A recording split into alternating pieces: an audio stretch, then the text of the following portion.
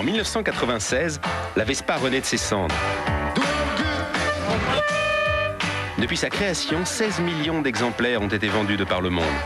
L'année dernière, qu'ils soient coursiers en blouson de cuir ou chefs d'entreprise en costard 3 pièces, adolescents dans le coup ou papis nostalgiques, ils ont été 500 000 à succomber au charme de la petite guêpe italienne.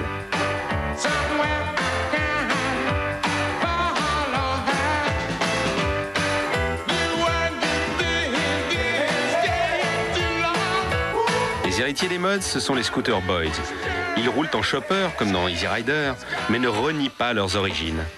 On a cette nostalgie de cette époque des années 60 où il y a eu cette évolution de la Vespa, de la Lambretta, où il y a eu tous ces phénomènes de Vespa Club qui se sont un peu cassés la figure après dans les années 70. Donc nous on a relancé un petit peu ce mouvement, on a relancé un petit peu tous ces phénomènes de Vespa Club qui existaient à l'époque, mais sous une autre façon. Le but du jeu, c'est d'avoir l'engin le plus original possible. J'ai fait un pari, c'était de construire pour la saison dernière un scooter en moins de 3 mois. On vit autour de ça, le scoot on le prépare tout l'hiver, l'été c'est la fête, c'est les soirées. Nous portons des Doc Martens, mais en fait, confort, impeccable, voilà, résistant. Bien, parce que montante pour aller sur le scooter en cas de choc.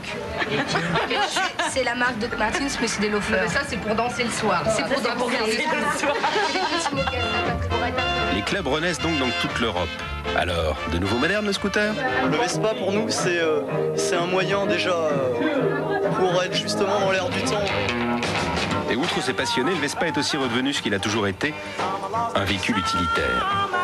De plus en plus de gens utilisent un scooter, bon certains uniquement les beaux jours.